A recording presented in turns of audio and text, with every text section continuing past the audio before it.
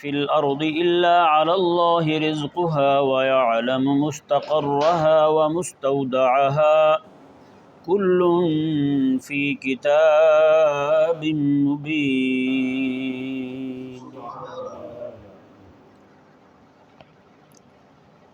اس آیہ مبارکہ کے اس حصے پر کل فی کتاب مبین میں کچھ باتیں کی جائیں گی۔ اللہ تبارک و تعالی نے جہاں ارشاد فرمایا کہ ہر ایک کے رزق کا ذمہ ہم نے لیا ہے، اور اللہ تعالی خوب جانتا ہے مستقر کو بھی اور مستودع کو بھی۔ کل فی کتاب مبین تمام کا تمام کھلی اور روشن کتاب میں موجود ہے۔ جیسا کہ کل آپ کے سامنے کچھ وضاحت کی تھی کہ اللہ تبارک و تعالی نے کئی لوگوں کو اسباب عطا فرمائے حصول رزق کے لیے، ذرائع عطا فرما دیے، کئیوں کو فن دے دیا، کئیوں کو زمین دے دی، اور کچھ لوگ وہ ہیں جن کو اللہ تعالی نے نہ زمین دی نہ دکان دی، وہ تہی دامن ہیں، کچھ بھی نہیں ہے ان کے پاس، کوئی ذریعہ اور سبب نہیں ہے ان کے پاس۔ اور دوسرا بندہ وہ ہے جو معذور ہے، ہیں جی، اس کے پاس یعنی معذور ہے تو اس کے بعد وہ کچھ بھی نہیں کر سکتا، ہیں جی، نہ اس کے ہاتھ میں کوئی صنعت ہے، نہ کوئی فن ہے، نہ ہنر ہے، کچھ بھی نہیں ہے۔ یہ دو لوگ جو ہیں اللہ تبارک و تعالی نے آیہ مبارکہ میں فرمایا ہر ایک کی روٹی، ہر ایک کا رزق جو ہے ہم نے اپنے ذمہ کرم پر لیا ہے، ہر ایک کے مستقر اور مستودع کو بھی ہم جانتے ہیں۔ کل فی کتاب مبین، سارے کا سارا کچھ جو ہے وہ کتاب مبین میں موجود ہے۔ سمجھ آیا نا کیا مطلب ہے اس کا؟ یعنی اللہ تبارک و تعالی کے فرمانے کا مقصد جو ہے وہ یہ ہے کہ ہر ایک کی روٹی ہم نے اپنے ذمہ پہ لی ہے، اور اس کی تفصیل جو ہے وہ کتاب میں موجود ہے۔ کیسے لیا ہم نے؟ جو لوگ اسباب اختیار کر سکتے ہیں ان کو اللہ نے اسباب دے دیے، جو اہل صنعت ہیں ان کو صنعت دے دی، اہل فن کو فن دے دیا، اہل ہنر کو ہنر دے دیا، اور جو لوگ پیچھے رہ گئے جو نہیں کر سکتے کچھ، ان کے لیے اللہ تبارک و تعالی نے کیا کیا؟ اللہ تعالی نے ان کا حکم بھی ہم نے قرآن میں بیان کیا۔ انما الصدقات للفقراء والمساکین والعاملین والمؤلفۃ قلوبہم، یہ آیہ مبارکہ کو دیکھ لیں، دوسری آیات مبارکہ کو دیکھ لیں۔ الذین احصروا فی سبیل اللہ لا یستطیعون، فرمایا کہ وہ لوگ جو اللہ کے راہ میں روک دیے جائیں اور وہ کمانے کی طاقت نہیں رکھتے، میں ان کا خرچ جو ہے وہ بھی ادا کرنا تمہارے ذمہ ہے۔ یعنی یہ لوگ جن کو اللہ تعالی نے اسباب اور ذرائع دیے، ان پر اللہ تعالی نے لاگو کر دیا کہ جو کچھ تمہیں دے رہا ہوں نا یہ سارا تمہارا نہیں ہے، اس میں سے میرا حصہ بھی ہے، اس میں سے میرا حصہ بھی ہے۔ یہ میرا حصہ جو ہے نا دے تمہیں رہا ہوں، پہنچانا تم نے ہے، تمہارے ہاتھ سے جانا ہے، اور کیسے جانا ہے، کس کس کو جانا ہے، وہ بھی اللہ تبارک و تعالی نے قرآن میں بیان فرما دیے۔ فلاں لوگ جو ہیں جو اہل سنت نہیں ہے، اہل عرفہ نہیں ہے، کچھ نہیں کر سکتے، کما نہیں سکتے، ان کے لیے ہے، جو معذور ہیں ان کے لیے ہے، ان کا حصہ اللہ تبارک و تعالی نے اپنا حصہ کہہ کے روکا ہے، اور یہ قرآن میں بیان فرمایا اللہ تعالی نے کل فی کتاب مبین، سارا کچھ قرآن میں موجود ہے۔ ممکن ہے کسی بندے کے ذہن میں یہ آ جاتا، بھی دیکھیں اللہ تبارک و تعالی نے جو فرمایا کہ ہم نے دے دیا، جن کو ذرائع دے دیا، اسباب دے دیے، ٹھیک ہے وہ تو کھائیں کمائیں، اور باقی جن کو ذرائع اور اسباب نہیں ملے، جن کو فن نہیں ملا، صنعت اور حرفہ نہیں ہے ان کے پاس، وہ تو گئے پھر۔ اللہ تعالی نے فرمایا نہ، سب کو میں نے دیا ہے، سب کی روٹی کا ذمہ میں نے لیا ہوا ہے، اور اس کی تفصیل قرآن میں، اس کی تفصیل کہاں ہے؟ قرآن میں۔ تو اللہ تبارک و تعالی جتنے لوگ نہیں کما سکتے ان سب کا ذکر قرآن میں آ گیا۔ انما الصدقات للفقراء والمساکین والعاملین والمؤلفۃ قلوبہم وفی الرقاب والغانمین، یہ سارے کے سارے لوگ جو ہیں 8-9 قسمیں بنتی ہیں یہ والی، یہ ساری کے سارے لوگ اسی میں آ گئے۔ اللہ تبارک و تعالی نے فرمایا کہ ان کا روٹی کا ذمہ چونکہ میں نے لیا ہے تو تم کو دوں گا ان کا حصہ بھی، تمہارے مال میں ان کا حصہ رکھوں گا میں۔ اور اللہ اکبر کبیرہ، اللہ تعالیٰ ان کے لیے لے کیسے رہا ہے؟ اللہ تعالیٰ فرماتا ہے یہ میرا ہے، اپنا کہہ کے اللہ تبارک و تعالیٰ ان سے لے رہا ہے۔ تو یوں اللہ تبارک و تعالیٰ نے ہر ایک کی رزق کا ذمہ لیا۔ اچھا کئی لوگ جو نا یہ بڑی نعوذ باللہ من ذالک اعتراض کرتے ہیں کہ اللہ تبارک و تعالیٰ نے لوگوں کو محتاج پیدا کر دیا، کسی کو اس طرح کر دیا، ان کو یہ نہیں پتا کہ یہ جو صحیح سلامت ہے نا ان لوگوں کا امتحان ہے۔ کسی کے گھر میں کوئی ایسا بچہ پیدا ہو جاتا ہے جو بیچارہ دماغی طور پہ کمزور ہوتا ہے، تو ظاہر بات ہے پورے گھر والوں کے لیے ایک آزمائش ہے، ہیں، انہوں نے اس آزمائش میں کیسے سرخرو ہونا ہے، یہ اللہ تبارک و تعالیٰ نے ان کا امتحان رکھا ہے، یہ آزمائش ہے ان کے لیے۔ کوئی بیمار پیدا ہو گیا، گھر میں بوڑھے ہو جاتے ہیں بندے، بوڑھا ہو گیا تو اب ظاہری بات ہے بچوں کی عقل اور بوڑھے کی عقل دونوں کی ایک جیسی ہوتی ہے۔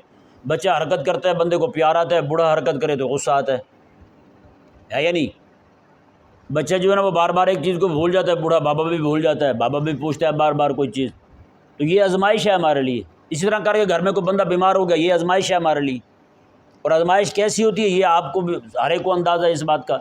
یعنی بیمار جو ہے وہ تو بیچارہ پڑا ہوا ہے، اس کو صرف ایک ہی فکر ہے اپنی بیماری کی، باقی جو اوپر کھڑے ہوئے ہیں انہیں ہزار فکریں لگی ہوئی ہیں، کمانا بھی ہے، اس پہ لگانا بھی ہے، اپنا بھی گھر چلانا ہے، سارا دن ہسپتال میں رہیں گے، اس کے بعد رہیں گے، روٹی کیسے کمائیں گے، یہاں رہیں گے تو پھر ان کی دوائیوں کے پیسے کیسے دیں گے ہم، ہیں ہزار فکریں لگ جاتی نہیں لگ جاتی۔ اور اپنا ایک بندہ جو ہے نا عزیز ہے، بھائی بیٹا پوتا جو بھی ہے وہ ہسپتال میں وہ بیمار ہے، اس کی فکر الگ ہے، زیادہ پریشانی اس کی لگی ہوتی ہے کہ یہ اللہ تعالیٰ اس کو شفا عطا فرما دے۔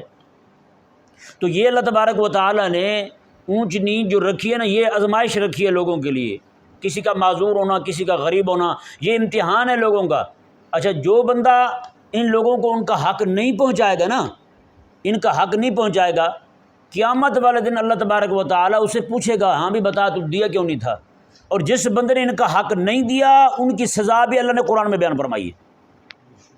فَتُقْوَىٰ بِهَا جِبَاهُهُمْ وَجُنُوبُهُمْ وَظُهُورُهُمْ هَٰذَا مَا كَنَزْتُمْ لِأَنفُسِكُمْ فَذُوقُوا مَا كُنتُمْ تَكْنِزُونَ۔ اللہ تعالیٰ نے فرمایا کہ وہی سونا چاندی پیسے جو اس نے رکھے ہوئے تھے دیتا نہیں تھا مستحقوں کو، میں اللہ تبارک و تعالیٰ قیامت والے دن اس سونے چاندی کو پگھلا کے اس کے جناب پیشانی کو بھی داغے گا، اس کے پہلوؤں کو بھی داغے گا، ہیں پیشانی بھی چہرے بھی ان کے، جباہم پیشانی بھی ان کی داغی جائے گی سونے چاندی پگھلے ہوئے کے ساتھ، اندازہ لگائیں، اور پہلو بھی پشت بھی، یہ سارے جناب اس کے ساتھ داغے جائیں گے۔ ہاں بھی یہ وہی ہے نا، پھر کہا جائے گا ھذا ما کنتم تکنزون، یہ وہ ہے کہ تو جمع کر کے رکھتا تھا، فذوقوا اب چکھ مزہ ذرا تم، کیوں نہیں دیا تھا تو نے مستحقوں کو حق ان کا، کلون فی کتاب مبین، یہ سارا اللہ نے فرمایا، ہم نے قرآن میں بیان کیا ہے۔ جو کسی کا حق دینے والا ہے وہ بھی اللہ تبارک و تعالیٰ نے بیان فرما دیا، اس کا اجر بھی بیان فرما دیا۔ مثل الذین ينفقون، فرمایا کہ مثال ان کی جو اللہ کی راہ میں دیتے ہیں، اللہ فرماتے ہیں ہم ان کو کئی گنا بڑھا دیتے ہیں، کئی گنا نہیں 700 گنا تک بڑھا دیتے ہیں، 700 گنا تک بڑھا دیتے ہیں۔ اور اللہ فرماتے ہیں آگے میں اگر میں چاہوں اس کی نیت میں اخلاص جتنا زیادہ ہوگا تو اس کو مزید دگنا کر دوں گا، میں 1400 تک کر دوں گا۔ اور آقا علیہ السلام نے فرمایا جو بندہ صدقہ دیتا ہے اللہ کے نام پر تو اللہ تبارک و تعالیٰ اس کے صدقے کو چاہے کھجور کا ٹکڑا ہی کیوں نہیں، آقا علیہ السلام نے فرمایا کہ اللہ تعالیٰ اس کھجور کے ٹکڑے کو ایسے پالتا ہے جیسے تم میں سے کوئی بکری کا بچہ پالتا ہے۔ بکری کا بچہ پالتے پالتے بڑا ہو جاتا ہے نا، تو آقا علیہ السلام نے فرمایا کھجور کا ایک ٹکڑا جو ہے نا میرے امتی کا دیا ہوا اللہ کے نام پر مستحقین کو قیامت والے دن وہ اتنا بڑا ہو جائے گا جیسے اود پہاڑ ہے، ایک کھجور اود پہاڑ جتنی بڑی، یہاں وہ کھجور اتنی بڑی کر کے دکھائے کہ کلو کی کر کے دکھا دے کھجور، لگائے پانی رات دن اس کو جناب، سونا پگھلا پگھلا کر ڈال دے، کوک پیپسی ڈال دے، کبھی ہوگی اتنی بڑی، لیکن عند اللہ ہو جاتی ہے، اللہ تعالیٰ بڑا کر دیتا ہے اس کو، اور وہ بھی اود پہاڑ جتنی۔ اود پہاڑ کا جو ہے نا لمبائی چوڑائی اس کی 6 کلومیٹر ہے، 6 کلومیٹر اس کی لمبائی چوڑائی ہے، اس طرح کر کے پورا زمین اس کی جو بنتا ہے اس کا دائرہ اتنا بڑا ہے۔ تو آقا علیہ السلام نے فرمایا کہ میرے امتی کا ایک جو ہے نا ٹکڑا کھجور کا دیا ہوا قیامت والے دن اللہ تبارک و تعالیٰ کے ہاں جب جائے گا تو اود پہاڑ جتنا ہو جائے گا۔ تو یہ سارا اللہ تعالیٰ نے قرآن میں بیان فرمایا۔ اب دیکھیں جی یہ یہاں پہ ایک اشکال جو ہے نا وہ میں ذرا صاف کر دوں، اشکال بھی بہت سارا ایسا کہ نہیں کہ گھنونا اشکال ہے، یہ بے دینوں کی طرف سے سازش ہے، اور ہمارے بھی کئی سارے لوگ اس کا شکار رہتے ہیں، کوئی طالب علم بھی، کئی علماء بھی پریشان رہتے ہیں۔ وہ کیا ہے جی؟ وہ یہ ہے کہ کہتے ہیں جی مولوی تو مفت کی روٹی کھاتے ہیں، کیا کہتے ہیں؟ مولوی مفت کی روٹیاں توڑتے ہیں۔ کئی بندے ہم نے خود دیکھے ہیں، ان کو کہا جی آپ اپنے بچے کو حافظ قرآن پڑھا، نہیں میں نے اپنے بچے کو کبھی بھی مدرسے کی روٹی نہیں کھلانی، یہ تو صدقے کا مال ہوتا ہے، گند ہوتا ہے سارا، اس طرح کے الفاظ ہم نے ان کے منہ سے سنے۔ وہ تو گند ہوتا ہے جی، وہ میل ہوتا ہے سارا، لوگوں کا میل کچیل تو وہ کھا جاتے ہیں، ہم تو نہیں بھائی، ہم تو نہیں کھائیں گے کبھی بھی۔ میں نے کہا اچھا، تو میں آج ان کے اس اشکال کا اس کو ذرا میں دھو دوں تاکہ آپ کو بھی سمجھ آ جائے، جو سننے والے ہیں ان کو بھی سمجھ آ جائے، جو کہنے والے ہیں ان کو بھی سمجھ آ جائے۔ اب دیکھیں حکمران جو ہیں ہمارے کام کرتے ہیں نا حکومت کا، تنخواہ لیتے ہیں، کیوں؟ اس لیے لیتے ہیں کہ وہ قومی ضرورت کو پورا کر رہے ہیں۔ اگر وہ یہ سرکاری معاملات کو چھوڑ دیں اور کمانا شروع کر دیں تو ظاہر بات ہے یہ سرکاری معاملات نہیں ہو پائیں گے، ہے یا نہیں؟ پاکستان کے جج مج جو ہیں تنخواہ لیتے ہیں سارے، اس کے علاوہ اور کوئی کام کرتے ہیں؟ اچھا، یہ جو تنخواہ لیتے ہیں یہ کہاں سے لیتے ہیں؟ بیت المال سے لیتے ہیں۔ پاکستان کا بیت المال دیتا ہے نا ان کو، کیوں دیتا ہے؟ بھی پاکستان کی ضرورت پوری کرتے ہیں۔ وہ ایک الگ بات ہے کہ کس طرح کی ضرورتیں پوری کرتے ہیں۔ پولیس والے تنخواہ لیتے ہیں سارے، کیوں لیتے ہیں؟ قوم کی ضرورت پوری کرتے ہیں، قوم کی ضرورت پوری کرتے ہیں بھائی۔ اب ذرا بتائیں، پولیس والا تنخواہ لے اس کے لیے جائز ہے کہ قومی ضرورت پوری کر رہا ہے، قوم کے ٹیکسوں میں سے پیسے لے۔ جج تنخواہ لے قوم کی ضرورت پوری کر رہا ہے کہ قوم کے ٹیکسوں سے پیسے لے۔ جی باقی سارے جتنے فوجی سارے جتنے بھی ہیں سارے کے سارے تنخواہ لیتے ہیں، ان سب کے لیے لینا جائز ہے۔ جب بات ہے بیچارے مولوی کی تو ایک دم سے کیا فتویٰ آیا، وہ جی مولوی تو کھاتے مفت کی ہیں۔ مولوی نے کون سا زور لگایا ہے؟ تو بھائی وہ جو کھا رہے ہیں سارے وہ کیا ہے؟ اچھا، ان سے اب ہمارا سوال ہے، ذرا غور سے سنیے گا بات، ان سے ہمارا سوال ہے کہ جج کا ہونا قومی ضرورت ہے، پولیس کا ہونا قومی ضرورت ہے، فوجی کا ہونا قومی ضرورت ہے، ماسٹر کا ہونا قومی ضرورت ہے، جی کلکٹر وغیرہ یہ سارے جتنے بھی ہیں ان سب کا ہونا قومی ضرورت ہے۔ تو ان کو قوم پیسہ دے، ٹیکسوں کے پیسے جمع کروائے، قوم سب کی تنخواہیں بھی دے، قوم بجلی کے بل بھی دے ان کے، قوم گیس کے بل بھی دے ان کے، قوم پیٹرول کے پیسے بھی دے، سارا کچھ دے ان کو، قوم نوکر بھی رکھ دے، قوم ملازم بھی رکھ دے، قوم سارا کچھ کرے بھائی، کرتے نہیں کرتے؟ اب ان سے ہمارا یہ سوال ہے کہ عالم جو ہے، عالم جو کام کر رہا ہے دین کی خدمت کا، دین کی اشاعت کا، دین کے دفاع کا، آیا کہ یہ دین کا دفاع کرنا، دین پڑھانا، دین کی اشاعت کرنا یہ قومی ضرورت ہے یا نہیں؟ اگر کوئی بندہ امت کی ضرورت ہے یا نہیں، اگر وہ کہتا ہے کہ قوم کی ضرورت نہیں ہے دین، تو بندہ ہی کافر ہے، پھر تو ہماری اس کے ساتھ بات ہی کوئی نہیں، پھر تو بات ہی کوئی نہیں۔ جو بندہ کہیں دین ضرورت ہی کوئی ہے ہماری، مومن رہے گا؟ رہے گا مومن وہ جو بندہ کہتا ہے دین ہماری ضرورت کو نہیں؟ اب بتائیں نا، جیسے کوئی بندہ کہے جی فوج ہماری ضرورت کو نہیں، تو بتائیں وہ یہ چاہتا ہے کہ انڈیا حملہ کر جائے؟ یہ میں صرف سمجھانے کے لیے کہہ رہا ہوں، حملہ کون کون کرتا ہے وہ بھی سب کو پتہ ہے۔ تو یہ کہنا کہ جب فوج ضرورت کو نہیں، جج ضرورت کو نہیں، ماسٹر ضرورت کو نہیں، یہ ساری چیزیں ضرورت کو نہیں، یہ میں باتیں اس لیے یہ والی کر رہا ہوں کیونکہ میرا مخاطب جو ہے وہ لبرل ہیں، میں ان کو بات کر رہا ہوں۔ باقی دین کے حوالے سے جب بات ہوگی تو وہ پھر ہم نے اپنے حساب سے بات کرنی ہے۔ تو ان سے ہمارا یہ سوال ہے کہ یہ ساری ضرورت ہے تمہاری قوم کی، تو ان کو تو تم بیت المال سے تنخواہ دو، اور جب بات ہے عالم کی، جس عالم نے تمہارے دین کی اشاعت کرنی ہے، تمہارے دین کا دفاع کرنا ہے، تمہارا دین پڑھنا ہے، تمہارا دین پڑھانا ہے، تمہارے بچوں کے مسلمان ہونے کا ذمہ دار جو ہے نا وہ یہ علم دین ہے، وہ یہ عالم دین ہے۔ یہ گارنٹی ہے کہ تمہارے بچے مسلمان رہیں گے، یہ عالم دین کا ہونا، مدارس کا ہونا، مدارس دینیہ کا ہونا، یہ میں بات کر رہا ہوں۔ اگر تو یہ کہیں کہ دین ہماری ضرورت کوئی نہیں، تو پھر تو رہے کافر، پھر تو کافر ہیں، پھر تو کافر کے ساتھ ہماری بات کوئی نہیں، وہ ہم پہ اعتراض ہی نہیں کر سکتا۔ جب ہے کافر تو ہم پہ اعتراض کیوں کرے بھائی؟ ہم پہ تو اعتراض وہ کرے جس کا ہمارے ساتھ لینا دینا، کافر کا ہمارے ساتھ لینا دینا کوئی نہیں۔ اگر تو یہ کہتا ہے کہ ضرورت ہے تو ضرورت ہے، تو بھائی باقی جو ضرورتیں تمہاری پوری کرتے ہیں قومی، ان کو دینا تم پر لازم ہے، تو پھر ان کو دینا تم پر لازم کیوں نہیں؟ مدارس کے بچے جو ہیں یہ تمہاری ہی ضرورت پوری کرنے کے لیے بیٹھے ہوئے ہیں نا، تمہاری ہی ضرورت پوری کرنے کے لیے مدرسے میں پڑھ رہے ہیں، پڑھا رہے ہیں، تو پھر ان کی ضرورت پوری کرنا قوم پر لازم نہیں ہے؟ اچھا، یہ بات میں نے اس لیے عرض کی تھا کہ جو بعض اوقات ہمارے مولوی جو ہے نا، طالب علم جو ہے مدرسے کے، وہ بھی غلط فہمی کے شکار ہوتے ہیں، وہ بھی کہتے ہیں جی مفت کی روٹیاں توڑ رہے ہیں ہم، تو بھائی یہ ہے وہ ہے، بھائی مفت کی کیوں توڑ رہے ہیں آپ ہیں؟ اچھا، دوسرا اشکال یہ جو کہتے ہیں جناب یہ تو گند آتا ہے مدرسے میں، میں تو اپنے بچے کو کبھی نہیں پڑھاؤں گا مدرسے میں رہ کے پڑھے اور مدرسے کی روٹی کھائے، وہ تو گند ہوتا ہے۔ اب اللہ تبارک و تعالیٰ نے قرآن کریم میں کیا ارشاد فرمایا؟ اللہ فرماتا ہے کہ زکوٰۃ دو تم زکوٰۃ ہو، عشر ہو، فطرانہ ہو، جو بھی شے ہو، حضرت عائشہ پاک رضی اللہ تعالیٰ عنہ فرماتی ہیں بندہ جب دیتا ہے نا اللہ کے نام پر تو وہ فقیر کے ہاتھ میں جانے سے پہلے رب کے ہاتھ میں جاتی ہے، رب کے ہاتھ میں جاتی ہے۔ تو میرا ان بے دینوں سے سوال ہے، بتاؤ ذرا وہ گند اٹھا کے رب کے ہاتھ میں دے دیتے ہو؟ گند رب کے ہاتھ میں دیتے ہو؟ تم رب کے لیے دے رہے ہو، وہ گند دے رہے ہو؟ شرم نام کی کوئی شے کو نہیں۔ وہ کہتے ہیں وہ تو گند ہوتا جی، وہ تو میل کچیل ہوتی ہے، وہی تو دیتے ہیں سارا کچھ۔ او بھائی زکوٰۃ کہتے ہیں اس کو، گند نہیں کہتے۔ جو مال تم نے نکالا ہے، زکوٰۃ کا مطلب کیا ہے؟ صاف ستھرا کرنے والا۔ اور پانی صاف ستھرا ہے تو ستھرا کرے گا نا پچھلے کو، بندے کو۔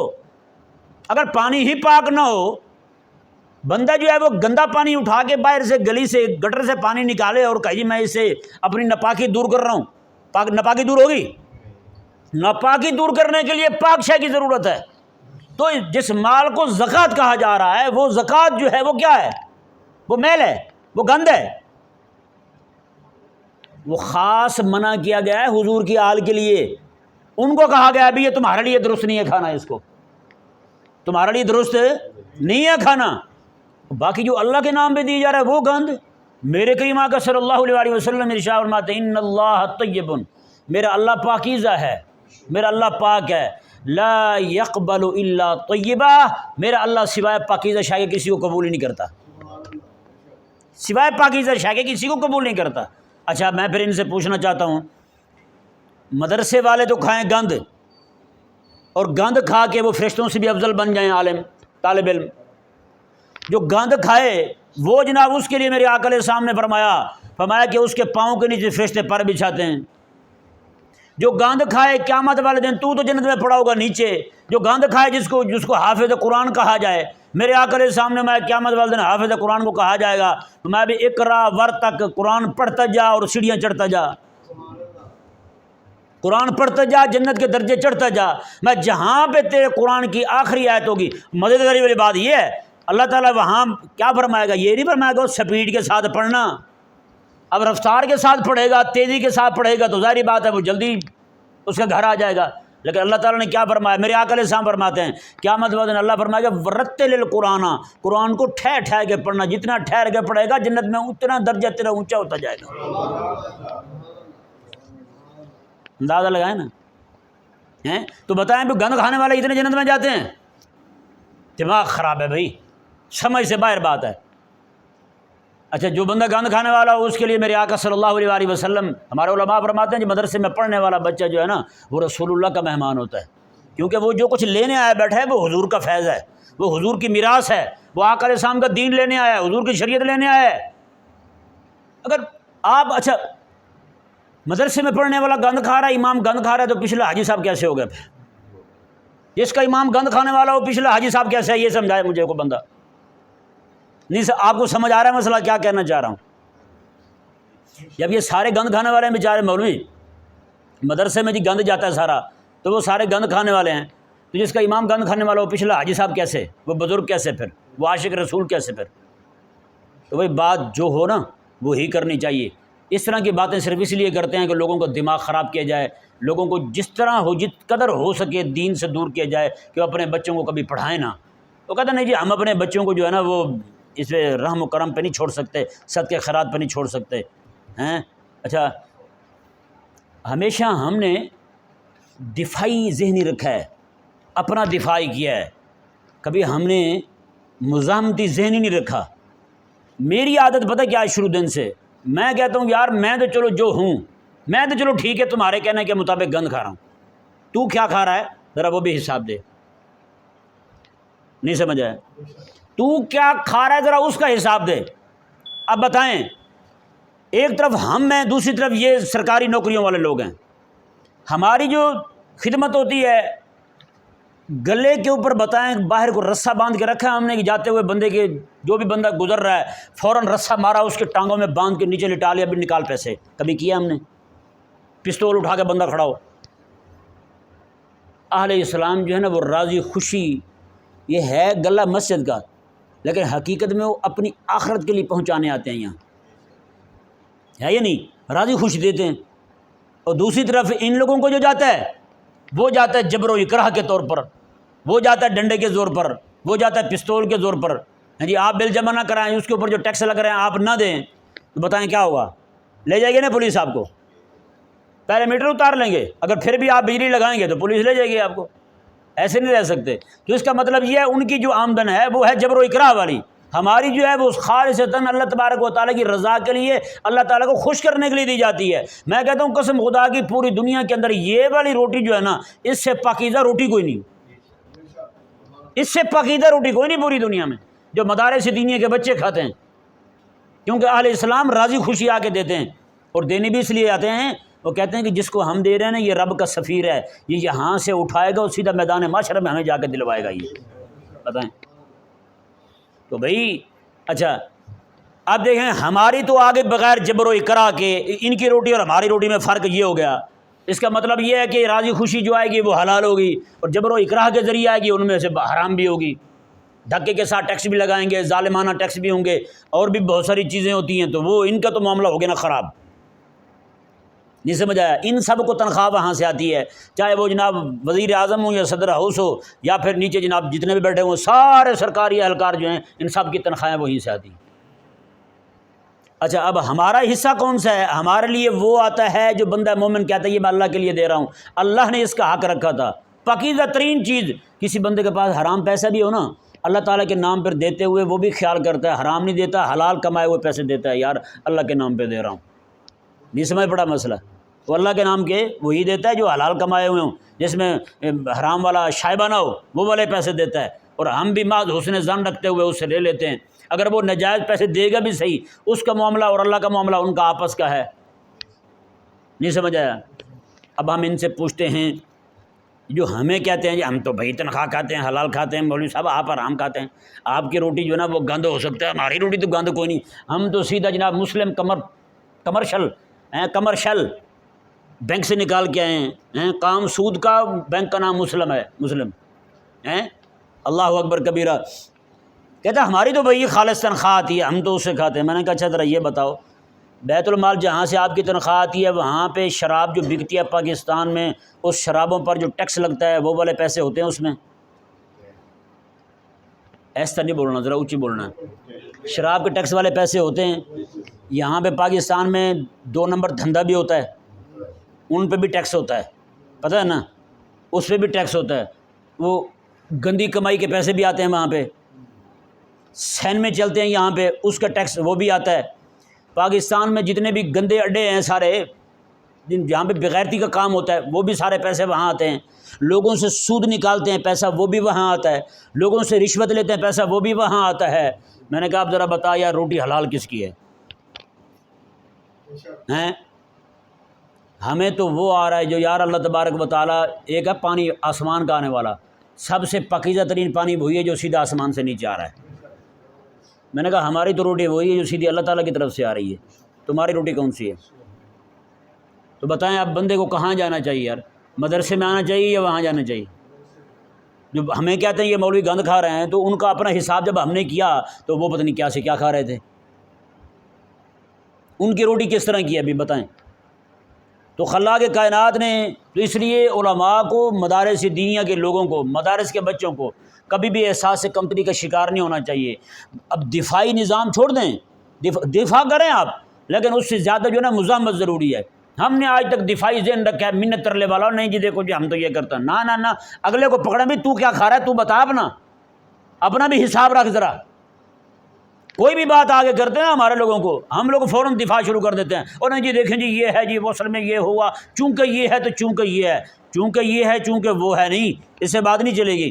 اب جو آپ کے سامنے ہے اس کو پکڑیں. ہاں بھی تو بتا، میں تو چلو کھا رہا ہوں گند، تو کیا کھا رہا ہے؟ میں نے تو وہ کھایا جو مجھے میرے اللہ نے دلوایا ہے، وہ میں نے کھایا. اچھا یہاں پہ ایک اشکال کا کئی بار میں جواب دے چکا ہوں، لیکن آج تھوڑا سا چونکہ مضمون وہی چل رہا ہے تو اس کا بھی عرض کرنا ضروری ہے. جج کو کوئی کہتا ہے جج صاحب آپ جو فیصلے کر رہے ہیں یہاں بیٹھے ہوئے، آپ نے بھی باہر لکھا ہوا ہے جی اعدلوا هو اقرب للتقوی، تقوی کے مطابق فیصلے کرو، انصاف کے مطابق فیصلے کرو، یہی بات تقوی کے زیادہ قریب ہے. آپ کا بھی دعویٰ ہے آپ قرآن اور حدیث کے مطابق فیصلے کرتے ہیں، وہ ایک الگ بات ہے کرتے ہیں یا نہیں کرتے. کبھی کسی نے جج کو کہا ہے آپ کمائیں بھی صحیح، آپ فیصلے کرنے کے پیسے کھا رہے ہیں؟ کبھی کہا ہے کسی نے؟ ان کو پتہ بھی جج جو ہے نا وہ کمانے چلا گیا، جو کام جو ٹائم جو ہے نا وقت اس کے فیصلوں کا ہے وہی ٹائم یہ کمانے کا ہے، اگر وہ چلا گیا کمانے کے لیے فیصلہ کون کرے گا؟ کسی نے وزیر اعظم کو کہا ہے حضرت صاحب آپ یہاں پہ سارا دن یہاں گھومتے پھرتے رہتے ہیں، آپ اپنا کاروبار بھی کریں۔ پولیس والے کو کوئی کہتا ہے جناب آپ یہاں پہ کام کرتے رہتے ہیں سارا کو کمائیں بھی صحیح؟ کبھی کہتا ہے کوئی کسی کو؟ صرف مولوی کو کہتے ہیں۔ ان کو پتہ ہے بھی مولوی جب کمانے لگے گا تو پڑھنا پڑھانا چھوڑ جائے گا، اور مقصد شیطان کا یہی ہے کہ یہ پڑھنا پڑھانا چھوڑ جائے۔ جتنا یہ مولوی فارغ رہ کے دین کا کام کرے گا اتنا ہی کام زیادہ ہوگا، اتنا ہی شیطان کے وسوسے سے ہتھ کنڈے اس کے اوچھی شیطانیاں حرکتیں اس کی جو ہے نا وہ محدود ہوتی جائیں گی۔ ان کو پتہ ہے جناب کسی نہ کسی طریقے سے مولوی کو اس کام سے نکال کے اس کو جناب وہاں ڈال دیا جائے، اس کو لگا دی جائے، وہاں پہ کام پہ لگا دی جائے، بزنس مین بنا دیا جائے، کاروباری تاجر بنا دیا جائے۔ ٹھیک ہے کاروبار کرے، خود نہ کر سکے اپنے کسی عزیز کو کہہ دے یار پیسے میں دیتا ہوں آپ کام کریں، یہ بھی تو ہو سکتا ہے نا۔ ضرور تم نے دین کے کام کرنے والے کو اٹھا کے وہاں بھیجنا ہے؟ ایک امکانہ سوچ ہے یہ، اور شیطانی سوچ ہے یہ ہمارے لوگوں کو سمجھ نہیں آتی۔ کئی مولوی بیچارے اسی طرح تاجر بن گئے، اچھے بھلے پڑھنے پڑھانے والے تھے، اٹھے اور کام شروع کر دیا، اٹھے اور کام شروع کر دیا۔ اللہ تبارک و تعالی ہمیں سمجھنے کی توفیق عطا فرمائے۔ یہ آیت مبارکہ میں اللہ تبارک و تعالی نے واضح فرما دیا، فرمایا کہ وما من دابۃ فی الارض الا علی اللہ رزقها، فرمایا کہ جو بھی شے زمین پر چلنے والی ہے اس کا رزق اللہ تبارک و تعالی نے اپنے ذمہ کرم پر لیا ہے۔ اللہ تعالیٰ ہر ایک چیز کے مستقر کو بھی جانتا ہے، مستودع کو بھی جانتا ہے۔ کل فی کتاب مبین، اللہ تبارک و تعالی نے ہر چیز اپنی کتاب مبین میں بیان کر دی ہے۔ اللہ تبارک و تعالی ہمیں سمجھنے کی توفیق